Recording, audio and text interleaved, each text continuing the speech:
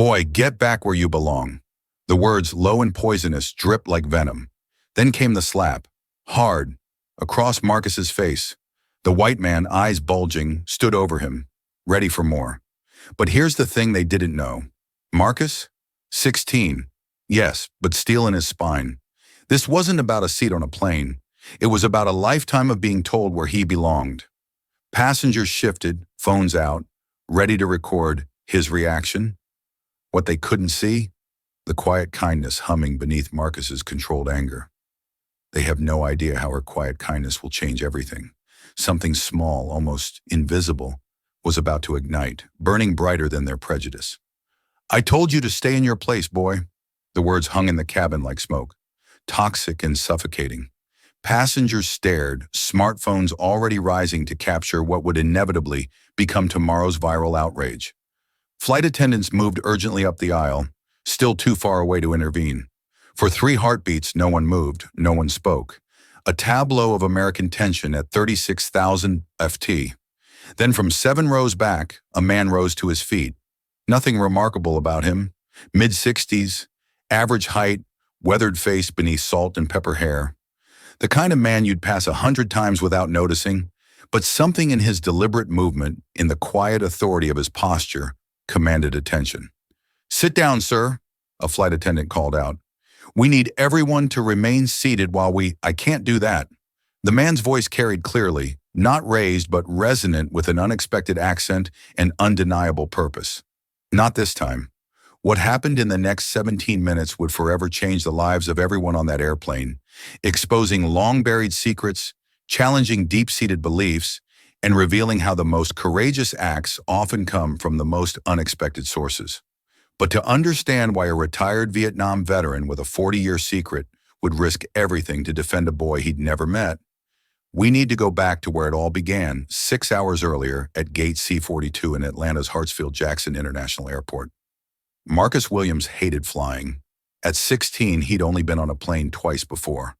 Once when he was too young to remember, and once last year for his grandmother's funeral in Chicago. That had been a short flight, just over an hour, hardly enough time for real anxiety to set in. This Los Angeles, 4 and 1/2 hours away, was different. Not that he'd admit it to anyone, least of all his father. You got your boarding pass? Dr. David Williams asked for the 3rd time in 15 minutes. His father's anxiety manifested as obsessive checklist review, a trait that had served him well as one of Atlanta's most respected cardiothoracic surgeons but could be exhausting for his family. Yes, Dad. It's in the wallet you gave me like the last 2 times you asked. Marcus tried to keep the edge from his voice. His father was only being thorough, only wanting to make sure his only child, his legacy, as he sometimes embarrassingly called Marcus in public speeches, would arrive safely at the National Science Decathlon. And you've got your presentation files backed up, both on your laptop in the cloud and on a USB, and emailed to myself and Professor Diaz. Marcus softened his tone, watching his father's shoulders relax incrementally. Dad, I've got this. The committee isn't going to resend my spot in the finals because I'm a few minutes late to the pre-competition dinner.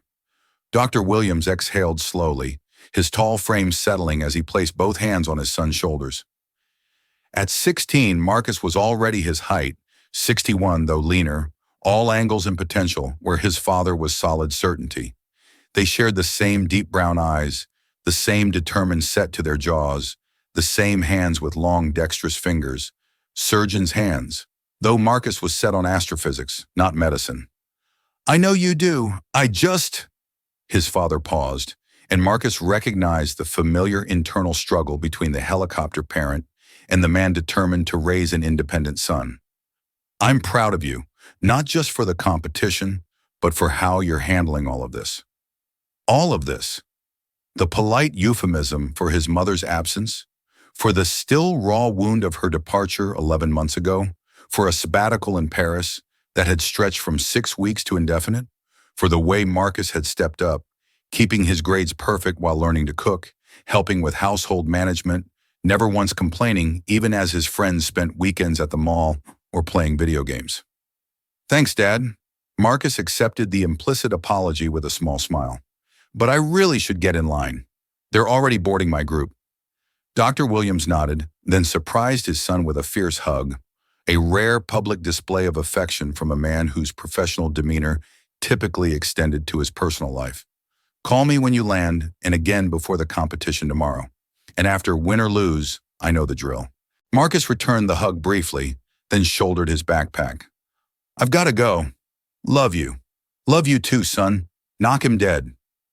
As Marcus joined the boarding line, he felt the familiar contradictory emotions that characterized his relationship with his father. Irritation at the hovering, gratitude for the care it represented, and an overwhelming desire to live up to the expectations placed on his shoulders, not just as the son of Dr. David Williams, but as a young black man whose every achievement was still somehow considered exceptional rather than expected in certain circles. He was so preoccupied with these thoughts that he almost collided with the passenger in front of him, a white man in his 50s, expensively dressed in a tailored gray suit that screamed corporate executive. The man turned, irritation flashing across his face before settling into a tight, dismissive smile. Careful there, young man. First time flying. Something in his tone and the slight emphasis on young man raised Marcus' defenses. He straightened to his full height, voice deliberately modulated to its most precise, most academic register, what his father called his Harvard interview voice.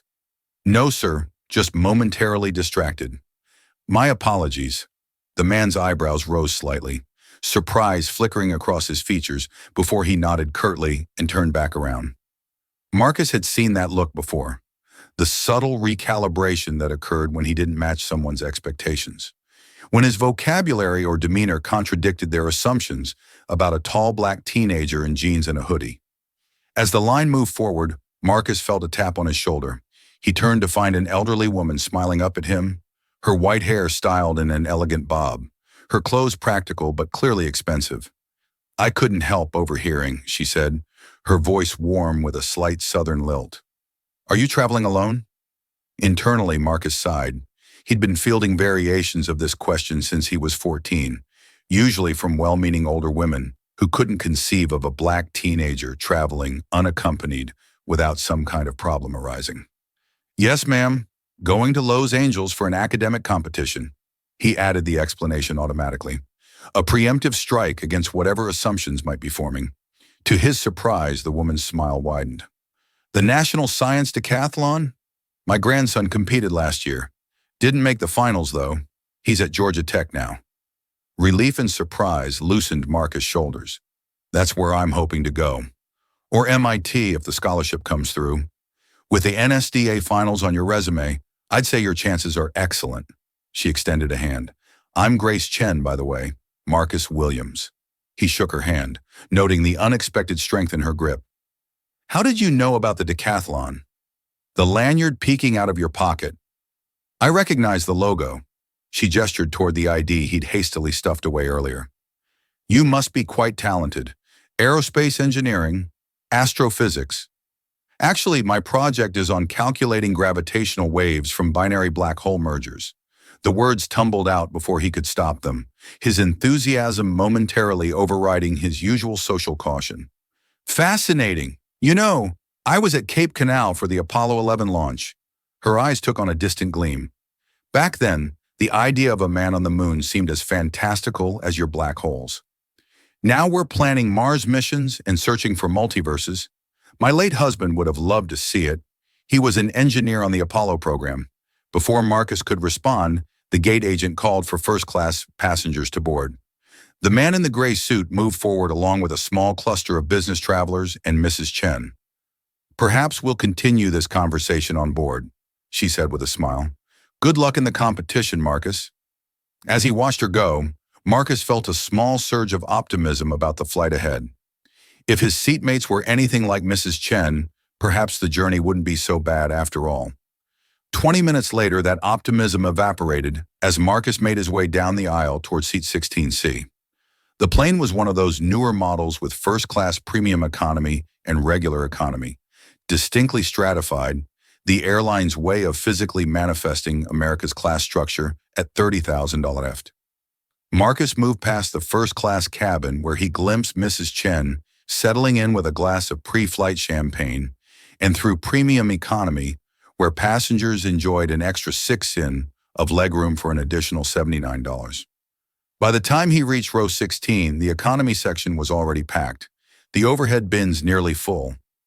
Marcus managed to squeeze his backpack into the last available space and turned to his assigned seat, the middle position in a row of 3.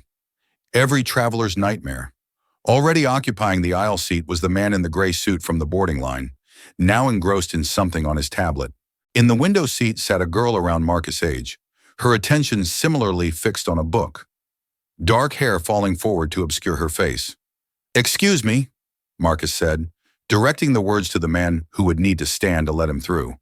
The man glanced up, a flicker of something, annoyance, recognition, crossing his face before he sighed and began the cumbersome process of standing in the limited space. "I had hoped you might be in another section," he muttered just loud enough for Marcus to hear. Marcus let the comment slide, focusing instead on maneuvering into his seat without touching either of his row mates. A nearly impossible task given the sardine configuration of economy class. As he settled in, he caught the window seat girl watching him from the corner of her eye, a small smile playing at her lips. "They really should make these seats for actual human bodies," she said in a low voice, turning slightly toward him. "I'm Sophie, by the way." "Marcus," he returned her smile, noting the battered copy of Dune in her hands. "Good book. You've read it." Her eyes lit up and Marcus noticed they were an unusual amber color, striking against her olive skin. 3 times the movie too, though it only covers the first half. "I just started it. My dad says it was his favorite book when he was our age, so I thought I'd give it a try before I see the film." Their conversation was interrupted by a pointed throat clearing from the man beside them, who had resumed his seat and was now typing something on his tablet with aggressive precision. "Some of us are trying to work," he said without looking up. "If you two could keep the chatter to a minimum, that would be appreciated." Sophie rolled her eyes dramatically, then mimed, zipping her lips shut with an exaggerated gesture that made Marcus stifle a laugh. She returned to her book, but not before giving him a conspiratorial smile that suggested their conversation wasn't over, merely paused. As the remaining passengers boarded and the flight attendants began their pre-departure routines, Marcus extracted his earbuds from his pocket, planning to lose himself in music until they reached cruising altitude. Before he could connect them, the man beside him shifted, his elbow nudging Marcus' arm off the shared armrest. "Sorry," Marcus said automatically, though the encroachment hadn't been his fault. The man merely grunted, expanding subtly into the space Marcus had vacated. It was a familiar dance, one Marcus had learned through years of navigating predominantly white spaces. The constant, subtle pressure to make himself smaller, to accommodate, to apologize for existing in proximity to those who felt entitled to more room, more comfort, more consideration than he deserved. Usually Marcus complied without conscious thought, an instinct for self-preservation honed since childhood.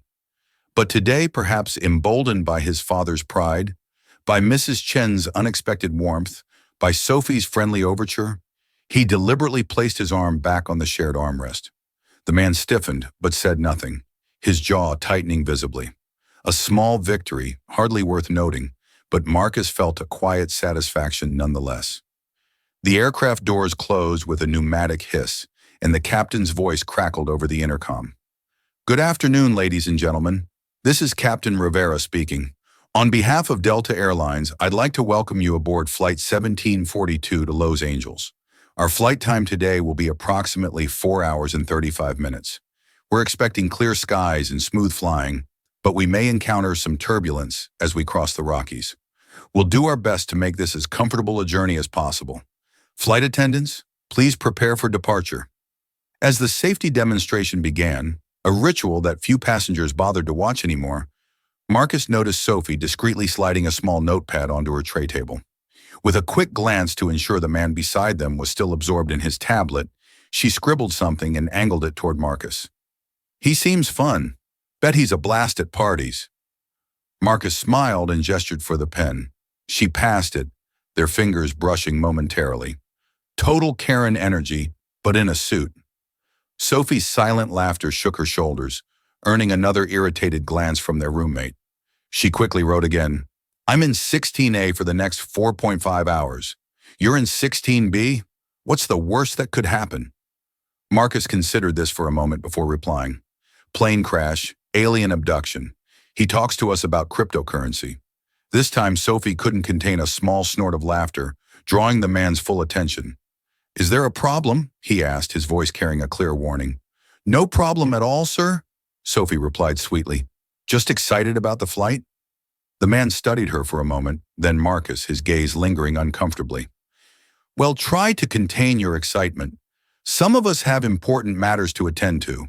Of course, Sophie agreed, her tone still pleasant, but with an undercurrent that suggested she found him ridiculous rather than intimidating. We wouldn't want to disturb your very important. She glanced at his tablet spreadsheets. The man's face flushed slightly, and he turned back to his device without further comment. Sophie caught Marcus' eye and gave him a tiny victorious wink.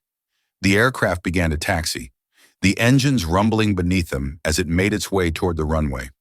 Marcus felt the familiar knot of anxiety tightening in his stomach, not just from the impending takeoff, but from the subtle hostility emanating from the man beside him. A tension that seemed disproportionate to the minor annoyance of sitting next to chatty teenagers. As if sensing his discomfort, Sophie slid her notepad across again. First time to LA. Marcus nodded, writing back. Science competition. You visiting my mom, parents divorced, dad in Atlanta, mom in LA. I'm the human ping pong ball. Before Marcus could respond, the plane accelerated suddenly, pressing them back into their seats as it raced down the runway. He gripped the armrests instinctively, knuckles whitening, and felt a small hand cover his own. Sophie gave his fingers a quick, reassuring squeeze as the aircraft lifted off, the ground falling away beneath them. The scary part's over, she whispered, removing her hand as casually as she'd offered it. Now it's just boring for a few hours. The simple kindness of the gesture caught Marcus off guard, warming him unexpectedly. He relaxed his grip, nodding his thanks as the plane climbed steeply into the afternoon sky. Beside them, Warren Caldwell, though Marcus didn't yet know his name, watched their interaction with narrowed eyes, his thoughts hidden behind a mask of corporate indifference. But something in the way his gaze lingered in the tightness around his mouth suggested that the next 4 and 1 to 2 hours might prove to be anything but boring. 7 rows behind Marcus in seat 2380, Michael Cavich stared out the window as Atlanta receded beneath them, the city gradually transforming from a detailed landscape into a sprawling grid, then into an abstract pattern of light and shadow. At 66, he still found air travel miraculous, still remembered his first flight, a military transport to Vietnam in 1975, his stomach churning with fear that had nothing to do with flying and everything to do with where the plane was taking him. Would you like something to drink once we reach cruising altitude? The question from the flight attendant pausing beside his row pulled Michael from his memories. Just water, please, he replied, his accent still detectable after 47 years in America. Not many people recognized it anymore. Slovakia wasn't a country most Americans thought about, if they thought about it at all. But occasionally someone would catch the slight musicality in his consonants, the subtle emphasis on unexpected syllables, and ask where he was from. Originally, the flight attendant, her name tag read Amara, nodded and moved on, continuing down the aisle with practiced efficiency. Michael returned to the window, watching as they pierced through a layer of clouds into the stark blue above. He wasn't supposed to be on this flight. He wasn't supposed to be traveling at all. 3 days ago, he'd been contentedly tending his garden in the small house he'd owned for 30 years in Dakar, just outside Atlanta, planning nothing more adventurous than dinner with his daughter's family on Sunday. Then had come the phone call that changed everything. Dr. Hassa Patel, her voice gentle but direct. The tests confirm what we suspected, Mr. Cavich. Stage 4 pancreatic cancer. I'm so sorry. 4 to 6 months, that was the prognosis. Perhaps a bit longer with aggressive treatment, but not much, and at the cost of spending his remaining time sick from chemotherapy. Michael had listened calmly, asked practical questions, thanked the doctor for her candor. Only after hanging up had he allowed himself to sit heavily in his favorite armchair, the one with the faded upholstery his late wife had always threatened to replace, and consider what this verdict meant. Not fear. At 66, having survived things that should have killed him decades earlier, Michael was surprisingly comfortable with the idea of his own mortality. Not even sadness exactly, though he would miss seeing his grandchildren grow up, miss the garden he'd nurtured for decades, miss the simple pleasures of his quiet life. Know what Michael felt was a sudden, urgent sense of unfinished business of accounts that needed balancing before he left this world, which is why 48 hours after receiving his death sentence, he had purchased a last-minute ticket to Los Angeles, packed a small suitcase, and written a letter to his daughter explaining his unexpected journey. A letter she wouldn't receive until he was already gone. First time flying, Michael turned to find a young woman watching him with a friendly smile. She occupied the middle seat beside him, her hijab framing a face that couldn't be much older than his daughter's. "No," he replied, returning her smile. "Just my first time in a long while with something important at the other end." "Me too," she said, extending a hand. "I'm Fatima, starting a residency at UCLA Medical Center." "Michael," he shook her hand, noting her firm grip. "Congratulations on the residency. My daughter is a doctor, pediatric oncology. It's demanding work." "The best kind usually is," Fatima replied. "May I ask what brings you to Los Angeles?" Michael hesitated. He had prepared a cover story, visiting an old friend, seeing the sights he'd always meant to explore, but found himself unexpectedly reluctant to lie to this young woman with her direct gaze and genuine interest. "I'm going to right an old wrong," he said finally. "Something I should have done many years ago." Fatima's eyebrows rose slightly, but she nodded as if this was a perfectly reasonable explanation. "That takes courage.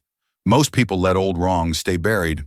Perhaps waiting so long was the real cowardice." Michael turned back to the window, signaling a polite end to the conversation. Fatima seemed to understand, opening the medical journal she'd placed in the seat pocket. The plane leveled off, having reached its cruising altitude.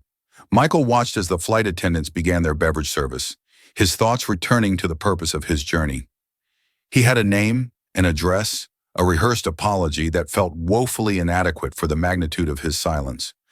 Would James Henderson even agree to see him? Would he listen? Would he understand that Michael had been trying to protect him by staying silent all those years ago? Too many questions without answers. But Michael was out of time for uncertainty.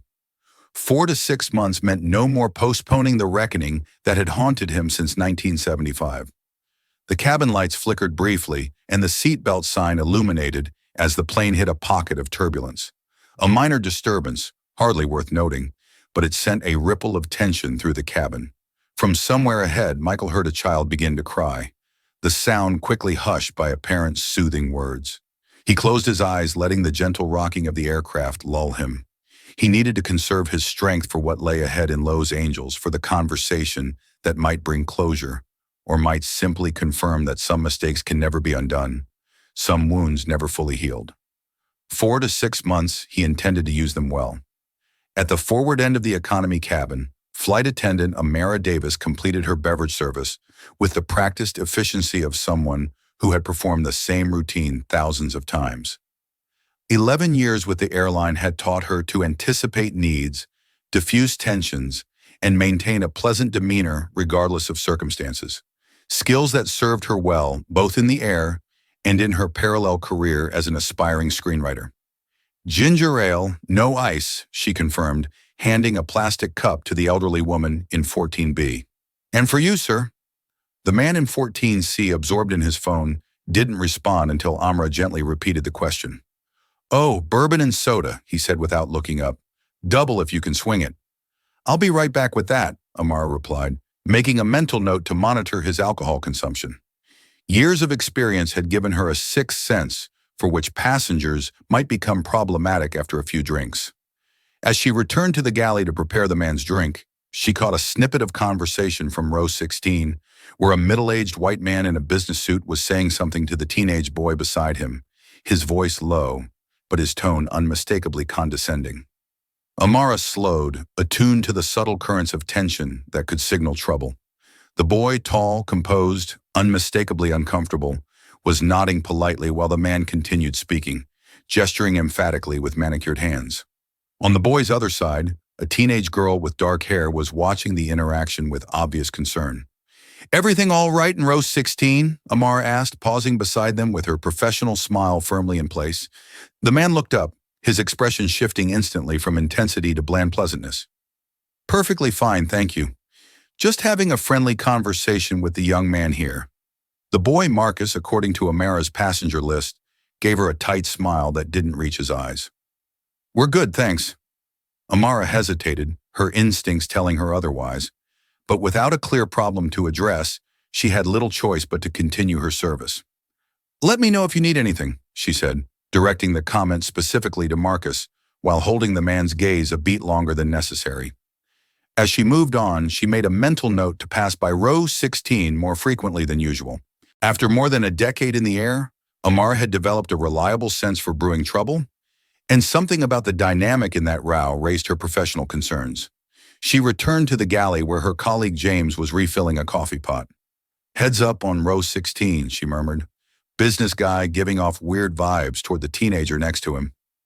James nodded, understanding the shorthand they developed over years of working together. I'll keep an eye out when I do the snack service. Amara completed her drink service and was about to begin collecting trash when the call button from row 16 illuminated. Sighing internally, call buttons rarely signaled anything good. She made her way back to the row. It was the man in the suit, his expression now openly irritated. Excuse me, but I paid for a seat where I could work in peace. Is there any possibility of moving me to another location? Perhaps in premium economy if there's space available. Amara glanced at Marcus and the girl who were both studiously looking anywhere, but at the man complaining about them. I'm sorry, sir, but the flight is completely full today. Is there a specific issue I can help address? The man lowered his voice, though not enough to prevent his rowmates from hearing. These teenagers are being disruptive, passing notes, giggling, making it impossible to concentrate. We weren't, the girl began, but Amara raised a hand gently. The universal flight attendant signal for, let me handle this. I understand your concern, sir, she said, her tone professional but firm. However, as I mentioned, we have no available seats for relocation. Perhaps headphones might help you focus on your work. The man's jaw tightened. I shouldn't have to wear headphones to block out inconsiderate behavior. With respect, sir, they appear to be conversing quietly, which is perfectly acceptable. We haven't received complaints from any other passengers. Amara shifted her attention to Marcus and the girl. That said, I'm sure everyone in this row can make an effort to be considerate of their neighbors for the remainder of the flight. The message was clear. She wasn't taking sides, but neither was she going to indulge unreasonable demands. The man seemed to recognize he'd reached the limit of what complaint would achieve and settled back with a curt nod. Thank you for understanding, Amara said, her smile never wavering. I'll be back shortly to collect any trash you might have. As she walked away, she heard the girl whisper something that made Marcus laugh softly, followed by the distinct sound of the man exhaling in exasperation. The interaction left Amara with a nagging sense of unease. Most passengers complained about crying babies, seat recliners, or bathroom access. Legitimate, if petty, grievances of shared space. This man's fixation on the teenagers beside him felt different, charged with something beyond mere irritation. Row 16 again? James asked when she returned to the galley. Suit guy wanted to be moved away from the kids, said they were being disruptive. Amara made air quotes around the word. Were they? Not that I could see, just talking quietly, but he's giving off serious control freak vibes. She began preparing for the snack service, efficiently arranging packages of pretzels and cookies on the cart. The boy's black. The girl looks maybe Latina or Middle Eastern, and the man keeps looking at them like they're personally offending him by existing. James raised an eyebrow. Ah, that kind of passenger. Exactly that kind. Amara had encountered enough racially motivated complaints in her career to recognize the pattern. Keep an eye on it, will you? I'm getting an odd feeling. Always trust your flight attendant, spidey sense, James agreed, helping her with the cart. I'll make sure to check in on row 16 regularly. As they resumed their duties, Amara found her thoughts returning to the teenagers. The boy Marcus had handled the situation with remarkable poise for someone his age, the kind of careful self-control that black children often developed far too early, a survival skill in a world that judged them by different standards. The unfairness of it stirred a familiar anger in Amara, one she had learned to channel into her writing, rather than let it affect her professional demeanor. Perhaps there would be material here for her screenplay. Not the specific situation, but the dynamics at play, the subtle and not-so-subtle ways prejudice manifested in confined spaces. How tension could build in pressurized cabins until something had to give. Amara hoped for everyone's sake that Flight 1742 would reach Los Angeles without that tension finding release. But as she pushed the snack cart forward, she couldn't shake the feeling that the real journey for Ross 16 was just beginning. An hour into the flight, Marcus was doing his best to become invisible. After the flight attendant had addressed their row, Warren Caldwell, he'd introduced himself with pointed formality, as if his name should mean something to them, had fallen into a cold silence, punctuated only by occasional sighs and the aggressive tapping of his stylus on his tablet. Sophie had tried to resume their whispered conversation a few times, but each attempt drew such pointed glares from Caldwell that eventually she had retreated into her book, though not without rolling her eyes dramatically in solidarity with Marcus. Left with no better option, Marcus had put in his earbuds and opened his presentation on his phone, reviewing his notes for tomorrow's competition. But his focus kept slipping, distracted by the hostile presence beside him and the growing discomfort of sitting perfectly still to avoid even the slightest contact with Caldwell's arm or leg. When the seatbelt sign pinged off, Marcus seized the opportunity for a brief escape. "Excuse me," he said, addressing Caldwell. "I need to use the restroom." For a moment, he thought the man might refuse to move. Then, with exaggerated inconvenience, Caldwell stood and stepped into the aisle, making a production of the interruption to his work. As Marcus slid past, he felt Sophie press something into his hand, a folded piece of paper. He closed his fingers around it and made his way toward the rear lavatories, passing rows of passengers in various states of mid-flight tedium, sleeping, reading, watching movies on tiny screens, or staring blankly ahead in the peculiar limbo of air travel. The lavatory was mercifully vacant. Once inside the cramped space, Marcus unfolded Sophie's note. "That guy gives me the creeps. If he says anything weird to you when I'm not there, tell me. My mom's a lawyer who specializes in discrimination cases. She'd eat him alive." The note made Marcus smile despite his discomfort. Something about Sophie's fierceness, her immediate willingness to be an ally, touched him. He was accustomed to navigating difficult situations alone to the careful calculations of when to speak up and when to let things slide. Having someone explicitly in his corner was a novel experience. After taking his time in the lavatory, partly to delay returning to his seat, partly because airplane bathrooms were fascinating examples of efficient design, Marcus made his way back down the aisle. As he approached row 16, he noticed that Caldwell and Sophie appeared to be in the middle of a tense conversation. Sophie's face was flushed, her expression a mixture of anger and disbelief, while Caldwell was leaning toward her, speaking in a low, intense voice. "Should be more careful about the company you keep," Marcus heard as he drew closer. "I'm simply suggesting that a young lady like yourself—" "Is everything okay?" Marcus interrupted, standing in the aisle beside their row. Both Caldwell and Sophie looked up, the former with obvious irritation, the latter with relief. "Fine," Sophie said quickly. "Mr. Caldwell was just sharing his unsolicited opinions about, well, pretty much everything." Caldwell's jaw tightened. "I was merely offering some friendly advice her parents might appreciate given the circumstances." The implication was clear, and Marcus felt a familiar cold weight settle in his stomach. He had encountered this particular brand of concern before. The assumption that his mere presence near a white passing girl constituted some kind of threat or corrupting influence. "I need to get back to my seat," Marcus said evenly, his voice carefully controlled. "Of course," Caldwell replied with a thin smile, standing once again to let Marcus pass. "We wouldn't want to keep you from your studies." As Marcus reclaimed his middle seat, Sophie leaned close and whispered, "He waited until you left, then started telling me I should be careful around certain types of people. Said he was looking out for my safety. Can you believe that?" Marcus could, in fact, believe it all too easily.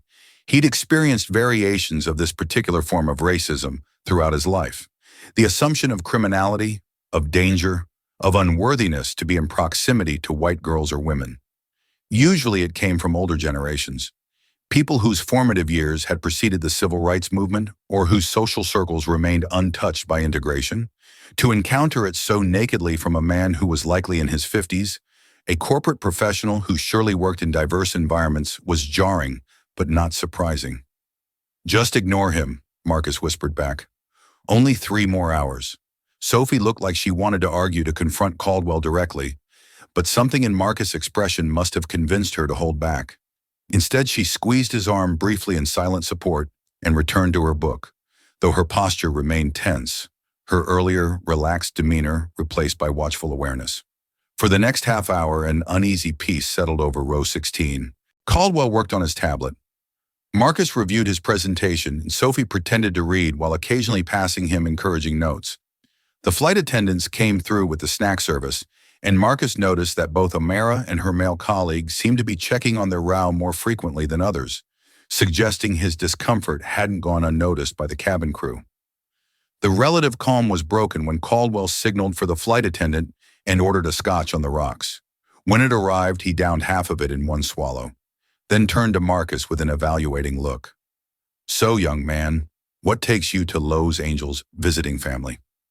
The sudden attempt at conversation caught Marcus off guard. He hesitated, unsure whether engaging was wise, but decided that civility was the safest approach. "I'm competing in the National Science Decathlon. It's a physics competition." "Is that so?"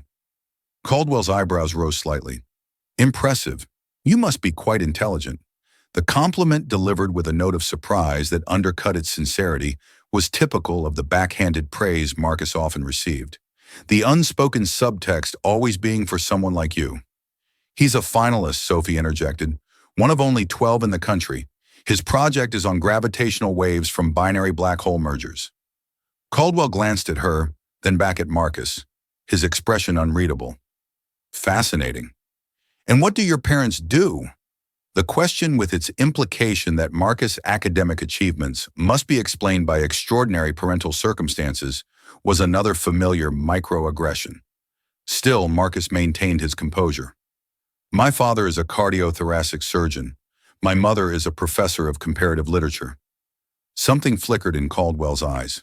Surprise, perhaps, or the uncomfortable recognition that his assumptions were being challenged. He took another sip of his scotch. "Well, good for you. It's always encouraging to see young people from diverse backgrounds excelling academically. Shows what can be achieved with the right opportunities." Each pause, each careful emphasis, carried loaded implications: that Marcus' achievements were exceptional for his race, that they resulted from special opportunities rather than his own abilities, that his success was somehow a credit to a system that had allowed it rather than to Marcus himself. Sophie stiffened beside him, opening her mouth to respond, but Marcus subtly shook his head. He had long ago learned that confronting such coded language directly rarely achieved anything positive. Better to let it pass to preserve his energy for battles that mattered. "Thank you," he said simply, returning to his phone in a clear signal that he considered the conversation over. But Caldwell, emboldened perhaps by the alcohol or frustrated by Marcus' refusal to engage with his provocations, wasn't finished. "You know, when I was growing up, we didn't have all these special programs and diversity initiatives. We had to earn our achievements on merit alone." The statement hung in the air, its challenge unmistakable. Marcus felt his heart rate increase, the familiar surge of adrenaline that came with navigating these fraught interactions. Before he could decide how or whether to respond, Sophie intervened. "Funny how merit alone always seemed to favor certain demographics back then," she said, her tone conversational, but her eyes sharp, almost like the system was designed that way. Caldwell turned to her, his expression hardening. "Young lady, you clearly don't understand how the real world works. These days, the pendulum has swung so far in the other direction that qualified candidates are being passed over in favor of meeting diversity quotas. It's reverse discrimination, plain and simple." "Is that what happened to you?" Sophie asked innocently. "Did you get passed over for something?" Marcus nearly choked at her directness. Caldwell's face flushed, the color rising from his collar to his hairline in a wave of mottled red. "I have had a very successful career. he said stiffly. But I've seen it happen to colleagues, talented people overlooked, because they don't check the right demographic boxes. That must be really hard for them, Sophie replied, her voice dripping with mock sympathy, almost as hard as centuries of being excluded entirely. Caldwell's eyes narrowed. You're very young. You'll understand better when you've had more life experience. Both of you. He included Marcus in his gaze. The world isn't as simple as they teach you in your social studies classes. You're right about that, Marcus said quietly, unable to remain silent any longer. It's much more complex, which is why simplistic narratives about merit versus diversity miss the point entirely. Oh, Caldwell raised an eyebrow. And what is the point according to your 16 years of wisdom? Marcus met his gaze steadily. That true merit can only be measured on a level playing field. And despite significant progress, that field is still far from level, a convenient perspective for someone benefiting from the current system. About as convenient as yours is for someone who benefited from the previous one. The exchange had escalated beyond what Marcus had intended, and he could see Caldwell's expression shifting from condescension to genuine anger. The man opened his mouth to respond, but was interrupted by the male flight attendant, James, who appeared beside their row with practice timing. How are we doing over here? Can I get anyone a refill or another snack? His friendly inquiry was clearly strategic, a professional intervention in what he had correctly identified as an escalating situation. Caldwell, seeming to realize he was on the verge of crossing a line that might draw official attention, visibly collected himself. I'm fine, thank you, he said curtly. Could I get some water? Marcus asked, grateful for the interruption. Same for me, please, Sophie added. James nodded. Coming right up. And sir, he addressed Caldwell directly. I noticed you finished your scotch. Would you like another, or perhaps some coffee? We'll be serving a second beverage service shortly. The subtle emphasis on coffee was James' way of suggesting that perhaps more alcohol wasn't the best choice. Caldwell seemed to catch the implication and stiffened slightly. Coffee would be fine, he said. Black. As James moved away, promising to return promptly with their drinks, an uncomfortable silence settled over row 16. Caldwell returned to his tablet, his body language closed and defensive. Sophie exchanged a look with Marcus that conveyed both apology and solidarity. Marcus gave her a small smile of reassurance before closing his eyes, feigning sleep to avoid further engagement. But behind his closed lids, his mind was racing. The encounter had left him unsettled, not just because of Caldwell's thinly veiled racism, but because of his own response. He had risen to the bait, engaged in exactly the kind of confrontation his father had always warned him to avoid, the kind where, as a young black man, he had everything to lose and nothing to gain. Dr. Williams' voice echoed in his memory. It's not fair, son, but it's reality. You have to be twice as controlled, twice as careful, twice as aware of how others perceive you. It's exhausting, I know. It's infuriating. But until the world changes, this is the burden we carry. Marcus had understood the truth of his father's words from an early age, had internalized the constant calculation of risk versus principle, the careful regulation of tone and expression, the strategic decisions about when to speak up and when to let injustice pass unremarked. It was a skill set no 16-year-old should need to master, yet one that had become second nature. But sometimes, like now, trapped in a metal tube at 36,000 FT beside a man whose casual bigotry was all the more insidious for its veneer of reasonableness. The weight of that burden felt crushing, and the most frustrating part was knowing that this minor discomfort, this fleeting encounter, was trivial compared to what others face daily. That his father's position, his education, his economic privilege, shielded him from the harshest realities of being black in America. If this brief flight could exhaust him so completely, what must it be like for those with no respite, no buffer of privilege? The thought both humbled and strengthened him, reinforcing his resolve to use whatever advantages he had to create change, to work toward that level playing field he had spoken of. For now, though, all he could do was endure the remaining hours of the flight with as much dignity and self-preservation as possible, to pick his battles wisely, to remember that the true test of his character wasn't how he responded to Caldwell's provocations, but how he carried himself in pursuit of his larger goals.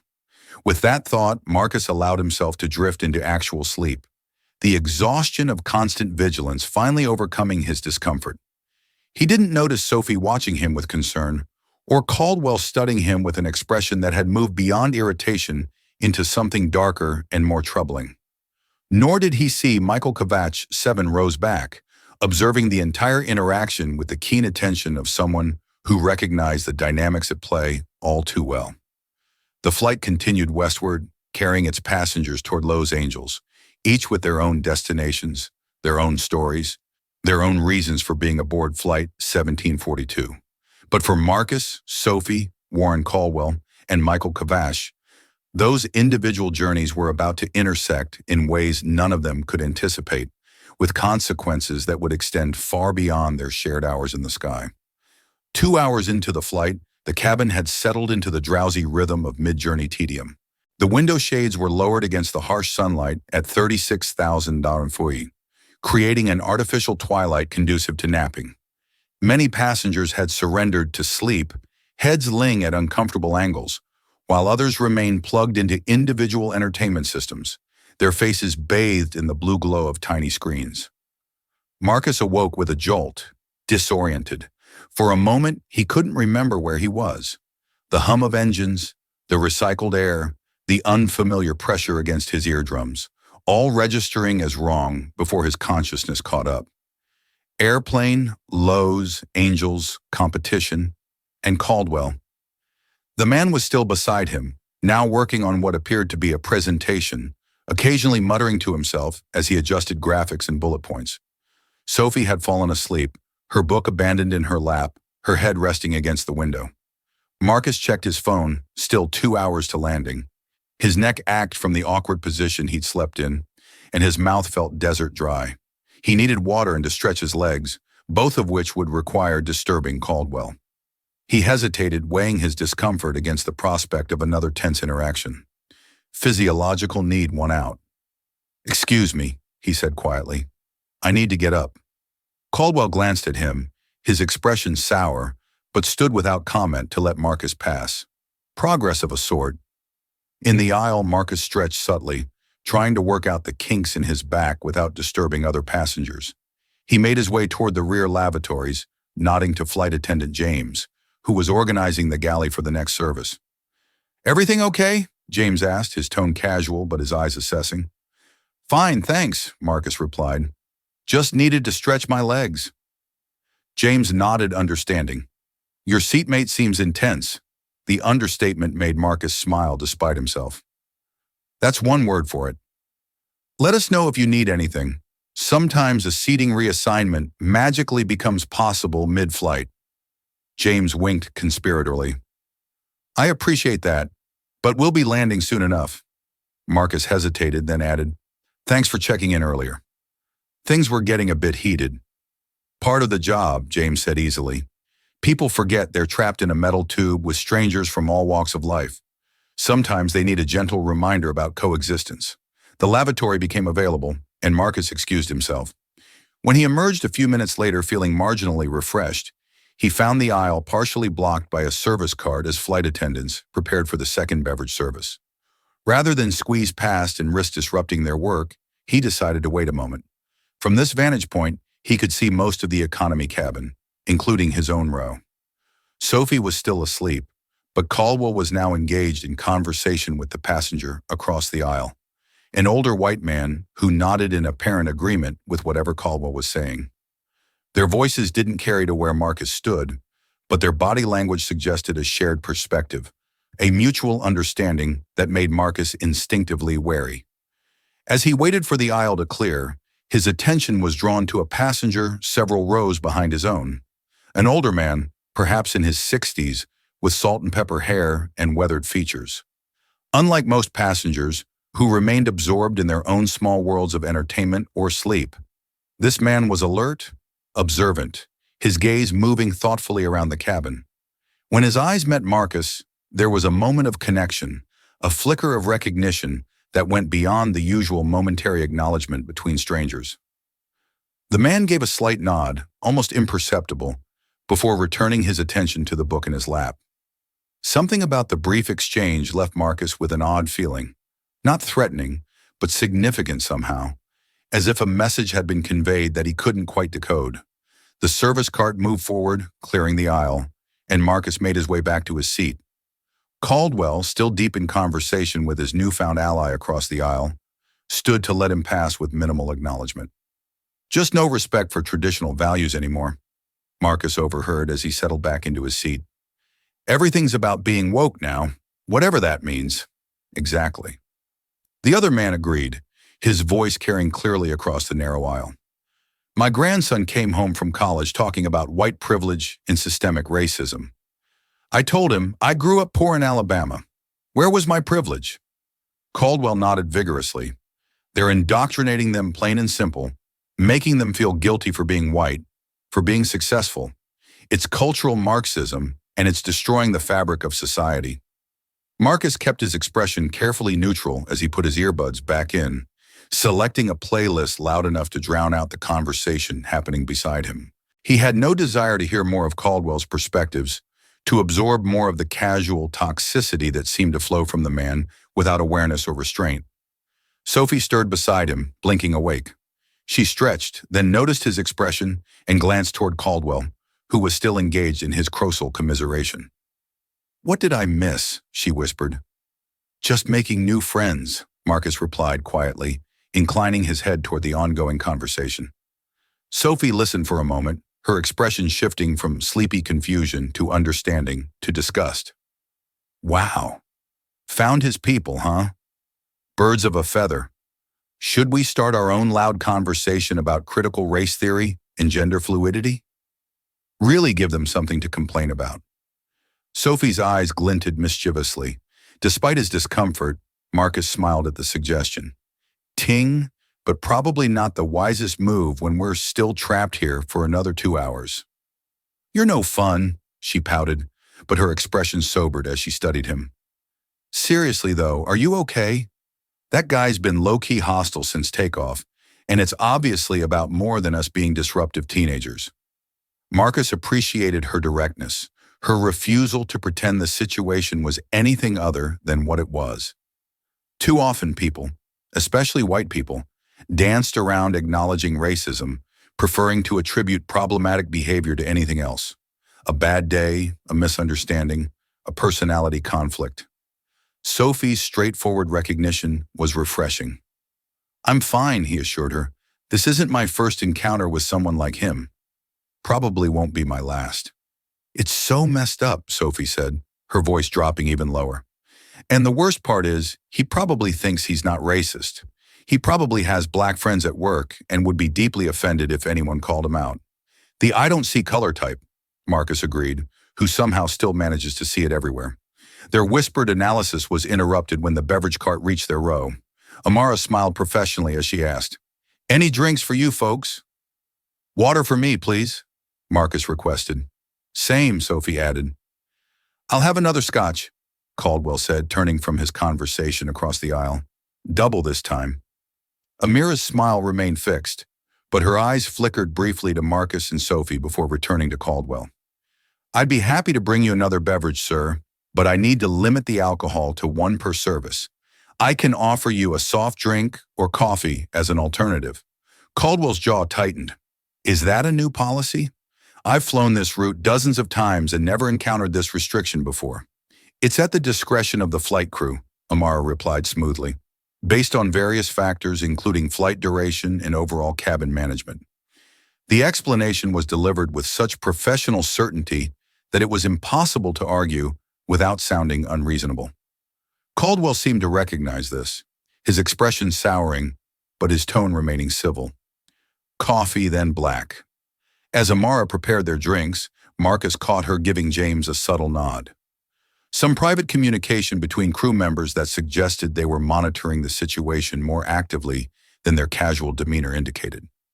When she handed Marcus's water, there was a small napkin beneath it with the words, "All good," discreetly written in the corner. He met her eyes briefly and gave a small nod of reassurance as he accepted the drink. The gesture, simple, professional, but unmistakably supportive, touched him unexpectedly. There was something powerful about being seen, about having his discomfort acknowledged without drama or spectacle. It reminded him that for every Warren Caldwell in the world, there were also Amaras and Sophies and Jameses, people who recognized injustice and took small but meaningful actions to counterbalance it. As the beverage service continued down the aisle, Caldwell sipped his coffee with evident displeasure, having abandoned his crossel conversation to glower at his tablet. The tension in row 16 had ratcheted up another notch, the confines of economy class making the atmosphere almost unbearably charged. Sophie, apparently determined to lighten the mood, nudged Marcus gently and whispered, "So tell me more about these gravitational waves, and please use the biggest, most complicated physics terms possible. I want to watch his brain explode trying to follow along." The strategy was transparent but effective. For the next 15 minutes, Marcus explained his project in detailed technical language, with Sophie asking surprisingly insightful questions that suggested either genuine interest or remarkable acting skills. Whether deliberate or not, their academic discussion served as a subtle rebuke to Caldwell's earlier condescension, a demonstration that the disruptive teenagers he had dismissed were engaged in intellectual pursuits beyond his assumptions. Caldwell said nothing during their exchange, but his rigid posture and white-knuckled grip on his coffee cup spoke volumes. Every articulate explanation from Marcus, every intelligent question from Sophie, seemed to grate on him like sandpaper on raw skin. When the announcement came that they were beginning their initial descent into the Los Angeles area, Marcel felt a wave of relief. The ordeal was nearly over. Soon he would be off this plane away from Warren Caldwell, and his thinly veiled hostility focused on the competition that had brought him across the country. Ladies and gentlemen, this is Captain Rivera. We've begun our initial descent into Los Angeles International Airport.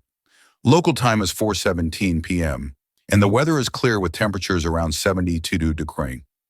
Flight attendants will be coming through the cabin for a final check before landing. Please return your seats to the upright position. Stow your tray tables and make sure all personal items are secured beneath the seat in front of you or in the overhead compartments. We anticipate touching down in approximately 30 minutes. Thank you for flying with us today. As the cabin crew began their final preparations, Marcus noticed Sophie discreetly typing something on her phone. "Texting my dad to let him know we're landing soon," she explained, catching his glance. "He worries if he doesn't hear from me at every possible checkpoint. Classic divorced dad overcompensation." "My dad's the same way," Marcus said with a smile. "He probably has the flight tracker open right now, watching our little airplane icon move across the map." "Parents," Sophie agreed with an eye roll that couldn't quite hide her affection. "Hey, maybe we could exchange numbers in case you want someone to show you around LA while you're here. I practically live in 2 cities, so I know all the non-Aris spots." The offer surprised and pleased him. That would be great, actually. The competition schedule has some free time built in, and I was planning to just hang out at the hotel. Tragic. No one should visit LA and only see a hotel. Sophie held out her hand for his phone. "Give me your number and I'll text you." As they exchanged contact information, Marcus was aware of Caldwell watching them with narrowed eyes, his disapproval palpable. But for once, Marcus found himself completely indifferent to the man's judgment. Sophie's friendship, for that was what it had become over the course of their shared ordeal, felt like a small victory, a reminder that connections could form across boundaries of race and background, despite the Warren Caldwells of the world. "All electronic devices need to be stowed for landing," Amara reminded them as she passed down the aisle, checking that seat belts were fastened and seats were upright. Marcus and Sophie complied, settling back as the aircraft began its more pronounced descent toward Los Angeles. Through the small window, Marcus caught glimpses of the sprawling city emerging from the haze, its grid-like structure gradually resolving into recognizable features. Highways, neighborhoods, the distinctive coastline. "First impressions?" Sophie asked, noticing his interest in the view. "Big," Marcus replied. "Really big? Wait until you're stuck in traffic. Then it feels even bigger." Their light conversation continued as the plane descended, a welcome distraction from both the stomach-dropping sensation of landing and the continued tension emanating from Caldwell. When the aircraft finally touched down with a slight bump, A smattering of applause broke out from nervous passengers, relieved to be safely on the ground. The familiar post-landing routine began. The ding of the seatbelt sign turning off, the immediate rustle of people reaching for phones and bags despite repeated announcements to remain seated until the aircraft reached the gate. Ladies and gentlemen, welcome to Los Angeles International Airport. Local time is 4:43 p.m. Please remain seated with your seatbelt fastened until the aircraft has come to a complete stop and the captain has turned off the seatbelt sign. For your safety and the safety of those around you, please be careful when opening the overhead bins, as items may have shifted during flight. Marcus felt the knot of tension in his shoulders begin to ease. In a few minutes, he would be off this plane away from Warren Caldwell, focusing on the competition that could potentially secure his future at MIT. The ordeal of Flight 1742 would become just another story, another experience to file away in his growing understanding of how the world worked and his place within it. Beside him, Sophie was already gathering her belongings, tucking her book into a colorful backpack adorned with pins and patches. "So, competition tomorrow," she asked. "What time do you present?" "Preliminary round is at 10 a.m. If I make it to the finals, that's at 3:00 p.m. Sending good vibes your way, though. I'm sure you don't need them. Anyone who can explain quantum gravity to a sleep-deprived teenager on a plane is probably going to crush a science competition." Marcus laughed. "Thanks for the vote of confidence and for making this flight bearable. Right back at you.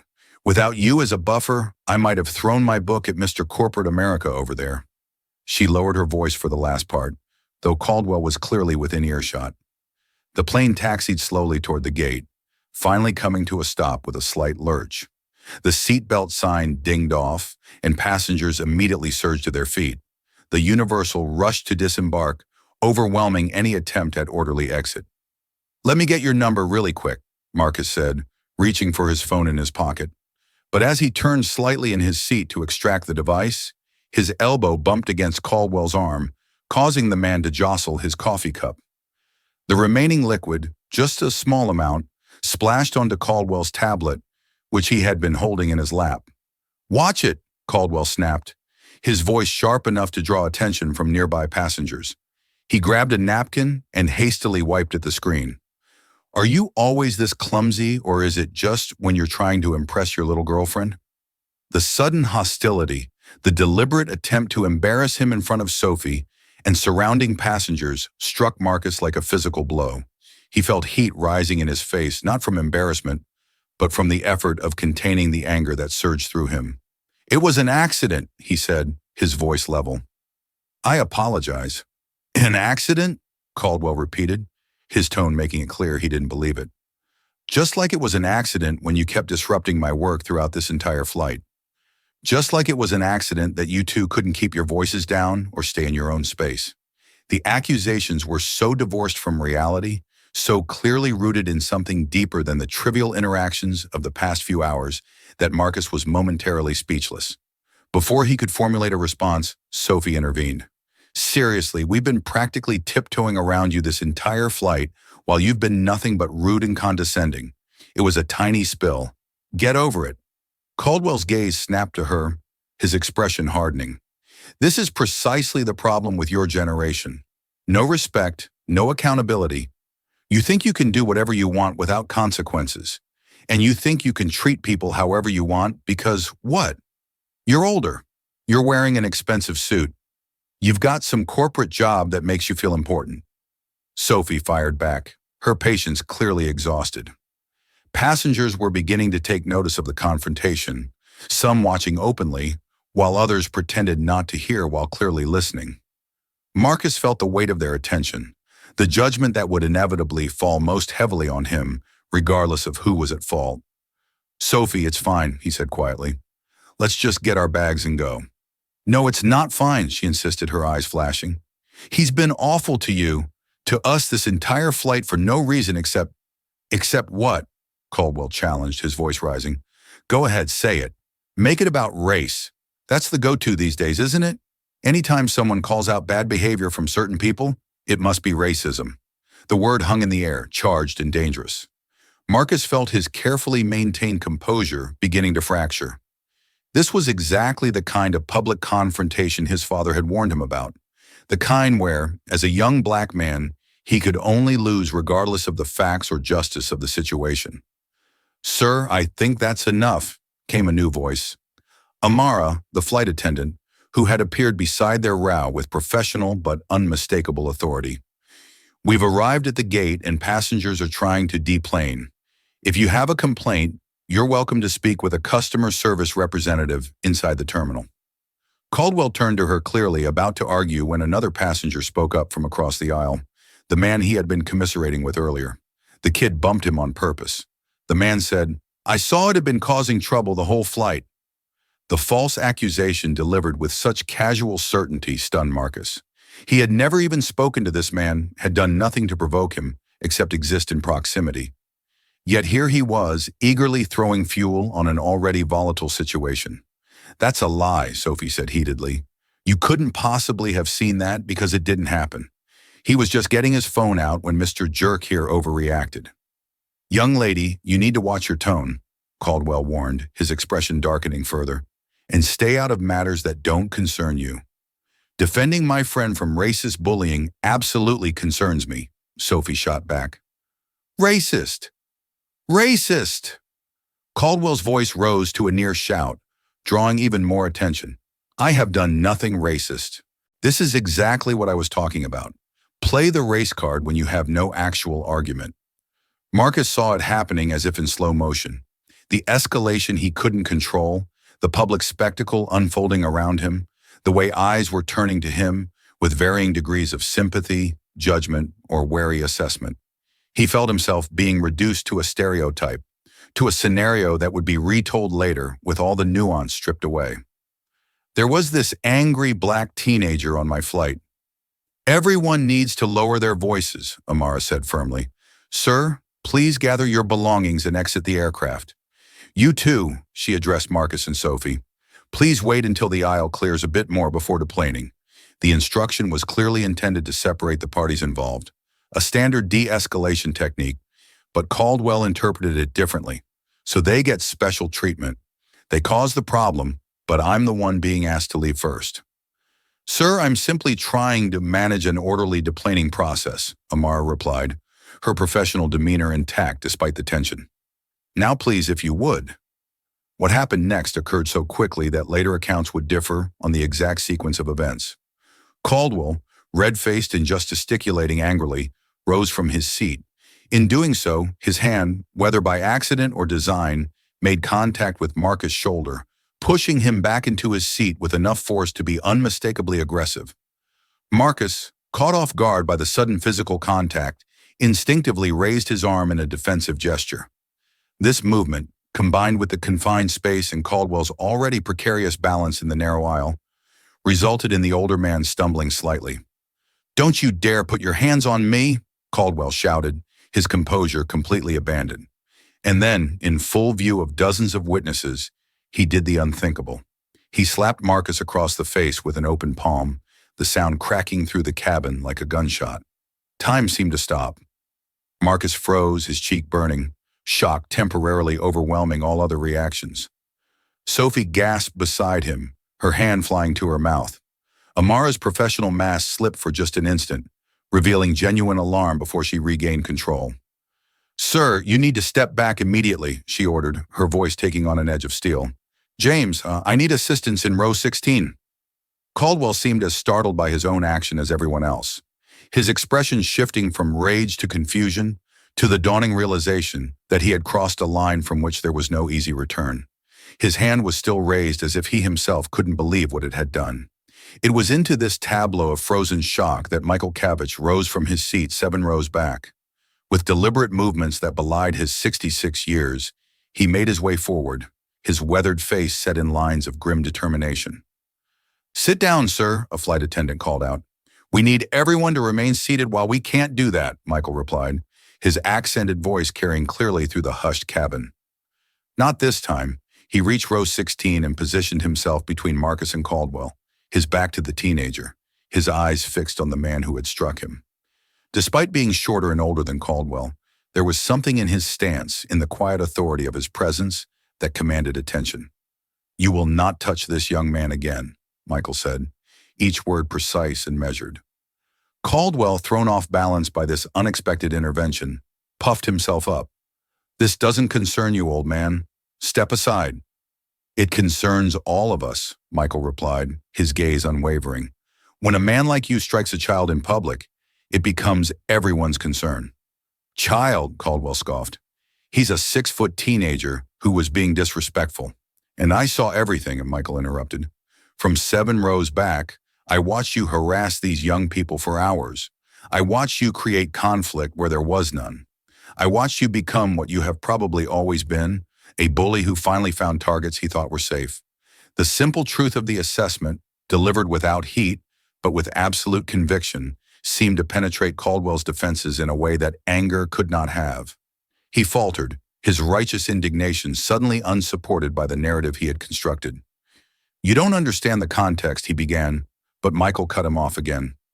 I understand context very well, Mr. Caldwell. I understand the context of a man who believes his age, his race, his economic status give him the right to demand difference from those he considers beneath him. I understand because I have seen men like you before in another country, in another time. Men who thought their superiority was natural law rather than a lie they tell themselves to justify their cruelty. The cabin had fallen completely silent.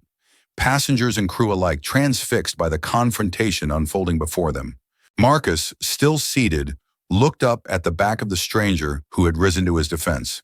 An unlikely protector whose intervention had shifted the dynamic in ways he couldn't yet fully comprehend. James, the male flight attendant, had arrived and was speaking quietly into a handheld radio, presumably communicating with ground staff about the situation. Amara remained beside the row, her presence a reminder of official authority, even as this unexpected drama played out. I think we all need to calm down, Caldwell said, his voice noticeably subdued. Things got out of hand. But yes, they did, Michael agreed. When you put your hands on this young man, they got very much out of hand, and there will be consequences for that. As if on cue, 2 uniformed airport police officers appeared at the front of the aircraft, making their way down the aisle toward the commotion. Passengers hastily moved aside, creating a path through the crowded cabin. What's the situation here? The lead officer asked, addressing the question to Amara. This gentleman, she indicated Caldwell, physically assaulted a minor passenger following a verbal altercation. Multiple witnesses, including myself. The officer turned to Caldwell. Sir, I need you to come with us and provide a statement. This is ridiculous, Caldwell protested, though with noticeably less conviction than before. It was a minor incident blown completely out of proportion. Striking a teenager is not a minor incident, the officer replied. Please gather your belongings and come with us. We'll sort this out in the terminal. As Caldwell reluctantly complied, collecting his tablet and briefcase under the watchful eyes of the officers, Michael turned to Marcus for the first time. His expression softened as he looked down at the teenager, still seated, still processing the whirlwind of events. Are you all right, young man? He asked, genuine concern evident in his voice. Marcus nodded, finding his voice. Yes, sir. Thank you for stepping in. You're welcome, though I wish it hadn't been necessary. Michael's eyes held a depth of understanding that suggested he knew exactly what Marcus had experienced, not just in the past hours, but in the accumulated weight of similar encounters throughout his young life. As the officers escorted Caldwell toward the exit, one remained behind to address Marcus. We'll need a statement from you as well when you're ready to deplane. No rush. Take your time. The cabin began to empty more quickly now that the confrontation had been resolved. Passengers eager to continue their journeys after the unexpected delay. Many glanced at Marcus as they passed, some with sympathy, others with the uncomfortable awareness of having witnessed something they hadn't intervened to stop. Sophie placed a hand on Marcus' arm. Are you sure you're okay? That was intense. I'm fine, he assured her, though the burning sensation on his cheek suggested there might be a visible mark. Just processing. That man was horrible. I hope they arrest him or at least find him or something. You can't just go around slapping people because you're having a bad day. Marcus appreciated her outrage on his behalf, but he was more focused on the stranger, Michael, who still stood nearby, a silent guardian, until the immediate threat had passed. Thank you, sir, Marcus said again, rising to his feet as the aisle finally cleared enough to stand comfortably. I don't know what would have happened if you hadn't stepped in. Michael shook his head slightly. I think you would have handled it with the same dignity you showed throughout this flight, but no one should have to face such things alone. He extended his hand. Michael Cavich, Marcus Williams. They shook hands, and Marcus was struck by the strength in the older man's grip, the calluses that spoke of a lifetime of manual labor at odds with his precise speech and quiet authority. A pleasure to meet you, Marcus Williams, though I wish it had been under better circumstances. Michael smiled, the expression transforming his weathered features. You were very patient with a man who deserved none of your patience. That shows character. Before Marcus could respond, Amara approached them. The police would like statements from both of you as well as you, miss, she added, addressing Sophie. They're waiting just inside the terminal. I'll escort you. As they gathered their belongings and prepared to deplane, Marcus caught a glimpse of his reflection in the darkened window. His face composed, but his eyes revealing the lingering shock of what had transpired. In that moment, he understood that Flight 1742 had become more than just transportation to a science competition. It had become a dividing line in his life before and after experiencing the public humiliation of being struck by a stranger.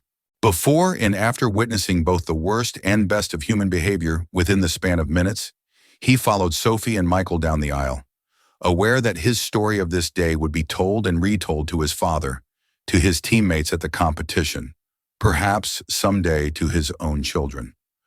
But what that story would ultimately mean, how it would shape his understanding of himself and his place in the world, remained to be seen. What he couldn't know as he stepped off the aircraft into the bustling terminal of LAX was that his connection to Michael Cavich had only just begun, and that the stranger who had risen to his defense carried secrets that would transform Marcus' understanding of justice, forgiveness, and the long arc of history that had brought them together on Flight 1742. If you've been moved by Marcus and Michael's story so far, we'd love to hear from you. Please subscribe to our channel and share in the comments where you're watching from. Your support helps us continue to create content that explores important social issues through compelling narratives. In the bright fluorescence of the LAX terminal, Marcus, Sophie, and Michael sat in a row of uncomfortable plastic chairs, waiting to give their statements to the airport police. The aftermath of the incident on Flight 1742 had taken on the bureaucratic tedium that often follows moments of high drama, forms to complete, accounts to verify, procedures to follow. They shouldn't be making you wait like this, Sophie said, her earlier outrage now channeled into impatient advocacy. You're the victim here. It's fine, Marcus replied, though in truth he was eager to put this whole experience behind him to focus on the competition that had brought him to Los Angeles in the first place. They're just doing their job. Michael, seated on Marcus' other side, observed the teenagers with quiet interest. Is someone meeting you here, Marcus? He asked. Your parents, perhaps? No, sir. I'm here for the National Science Decathlon. My dad's back in Atlanta. There's a shuttle from the competition organizers that should be waiting.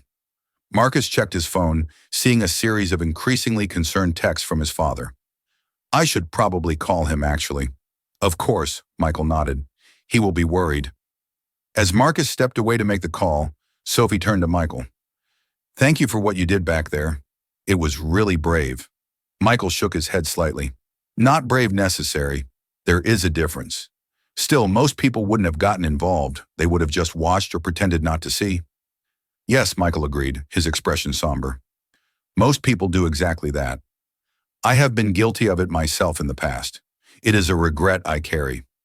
Something in his tone, in the weight of his words, suggested to Sophie that he was referring to something specific, something more significant than the everyday moral compromises most people make.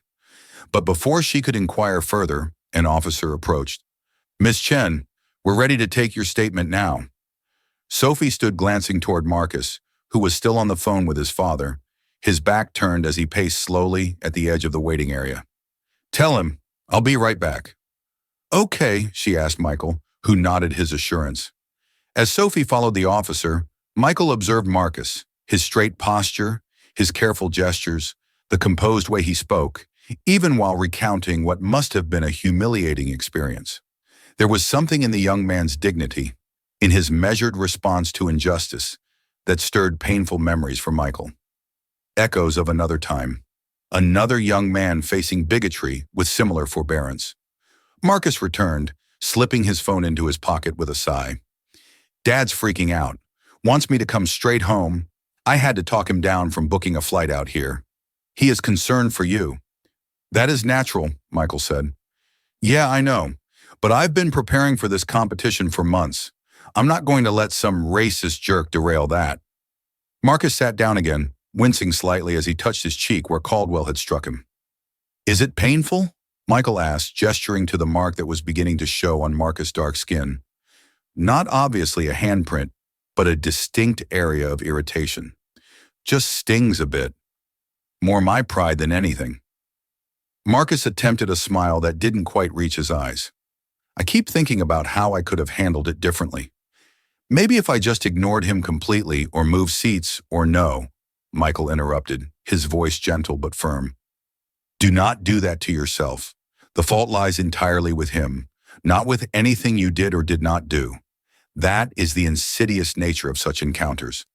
They make you question yourself when you have done nothing wrong. Marcus studied the older man with newfound curiosity. You sound like you speak from experience. Michael was silent for a moment, considering his response. I do, yes, though from a different perspective, in a different time. I came to this country as a refugee in 1976 from what was then Czechoslovakia. I learned quickly that America's promise of equality has always been complicated.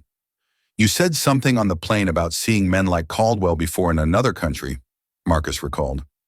What did you mean by that? Before Michael could respond, they were interrupted by the return of the police officer who had taken Sophie's statement.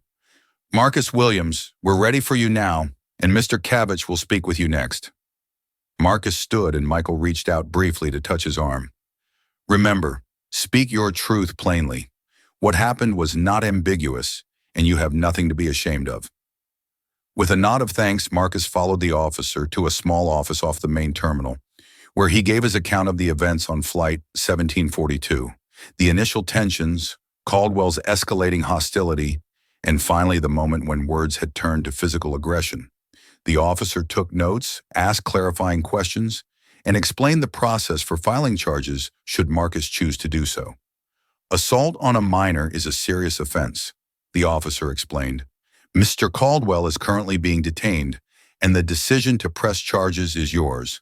You don't have to decide immediately, but we would need to know within the next 24 hours if you want to proceed. The weight of this decision settled over Marcus as he considered the implications. Pressing charges would mean potential court appearances, media attention, becoming the center of a narrative he hadn't chosen. It would mean distractions from his education, his competition, his carefully plotted path to MIT and beyond. But not pressing charges might mean allowing Caldwell to face no real consequences for his actions, to perhaps go on treating others as he had treated Marcus. Can I have some time to think about it to talk to my dad? He asked. Of course, the officer agreed, handing him a card with contact information. Call this number when you've made your decision, and regardless of what you choose to do about charges, we have enough witness statements to issue Mr. Caldwell a temporary ban from the airline. When Marcus returned to the waiting area, he found Sophie and Michael in quiet conversation, their heads bent together as if sharing confidences. They looked up as he approached, Sophie immediately rising to her feet.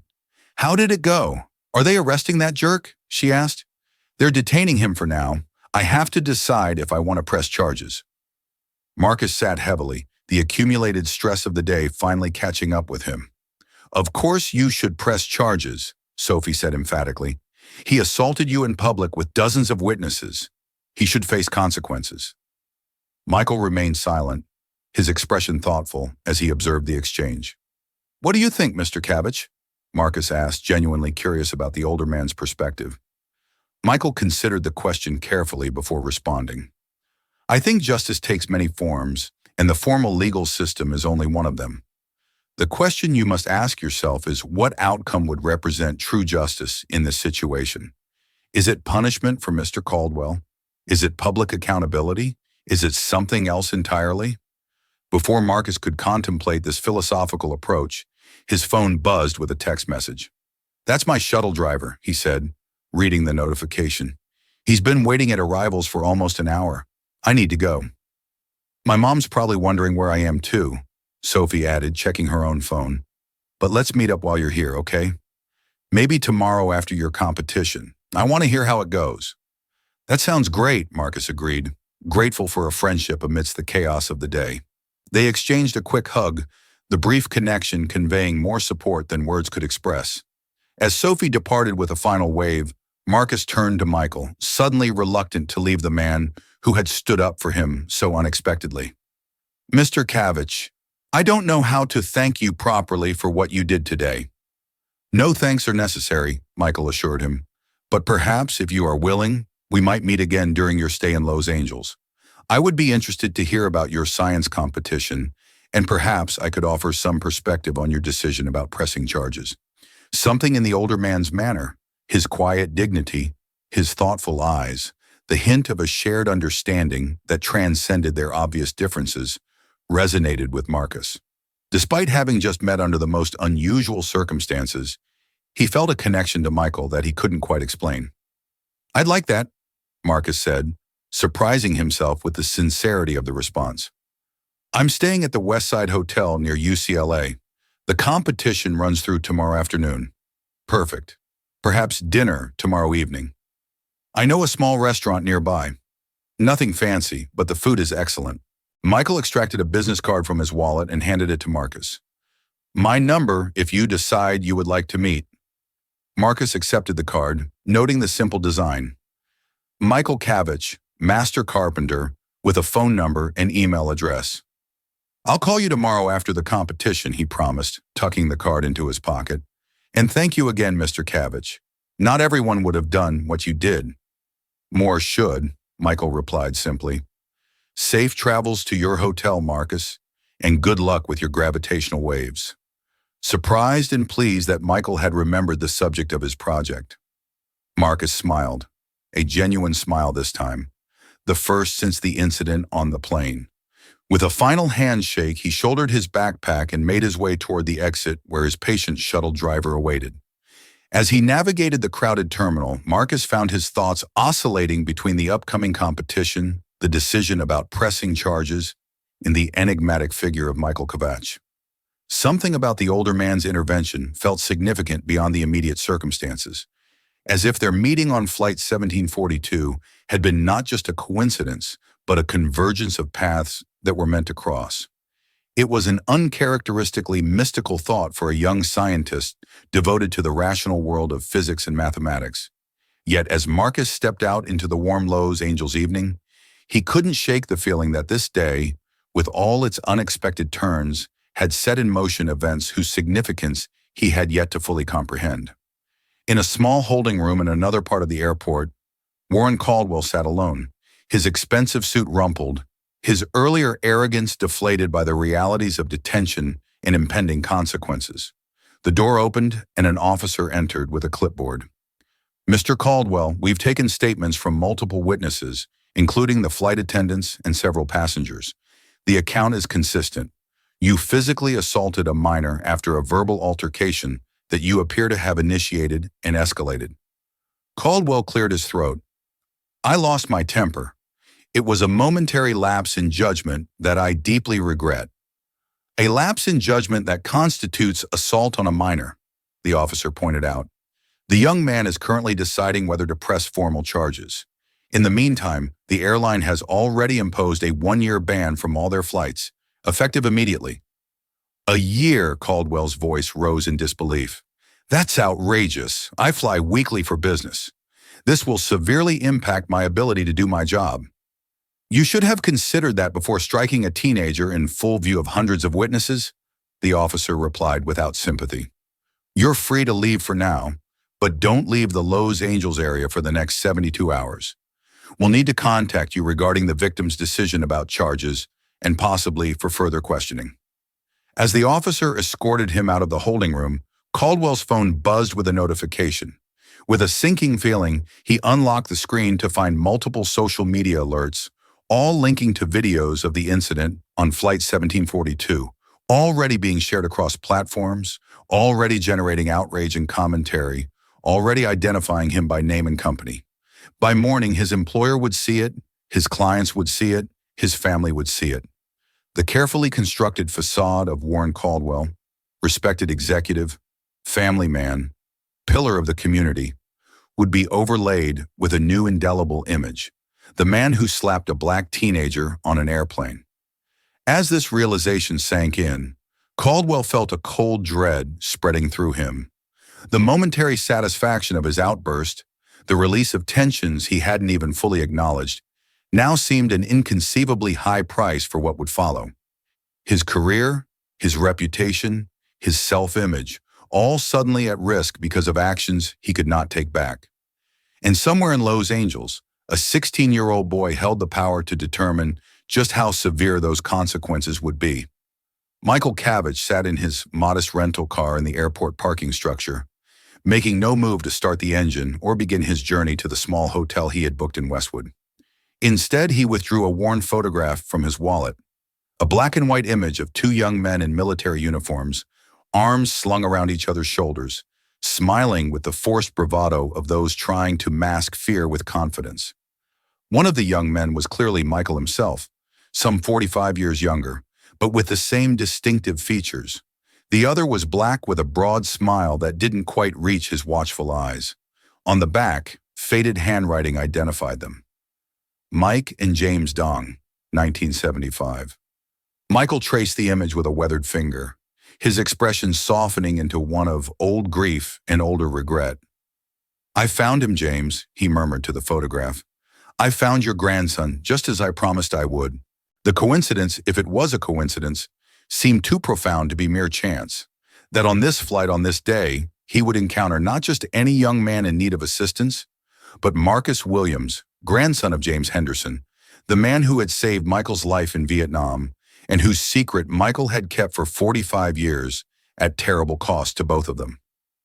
Marcus didn't know, couldn't know, hadn't recognized Michael's name, or made any connection to his own family history, which meant that James had kept his promise to had never told anyone, not even his daughter or grandson, about what had happened all those years ago, about the choice Michael had made that had protected himself at James' expense, about the debt that had gone unpaid for nearly half a century.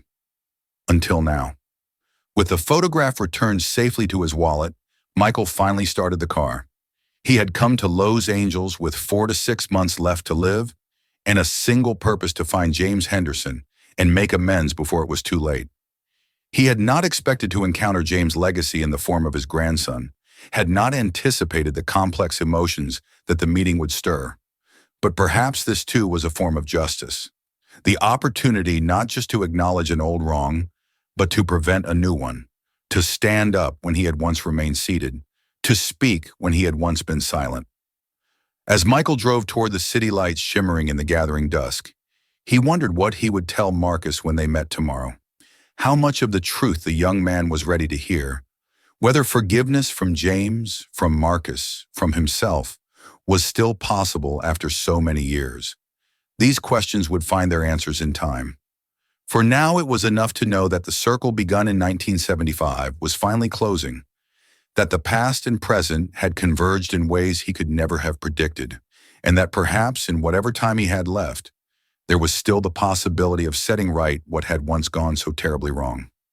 In row 16 of Flight 1742, when a stranger's hand had struck a teenager's face, Michael Cabbage had risen from his seat not just for Marcus Williams, but for James Henderson, and for the young man he himself had once been, who had made a different choice and lived with its consequences for 45 years. "Not this time," he had said. And in those 3 words lay the promise of redemption, the hope of healing, and the beginning of a story that had waited half a lifetime to be told.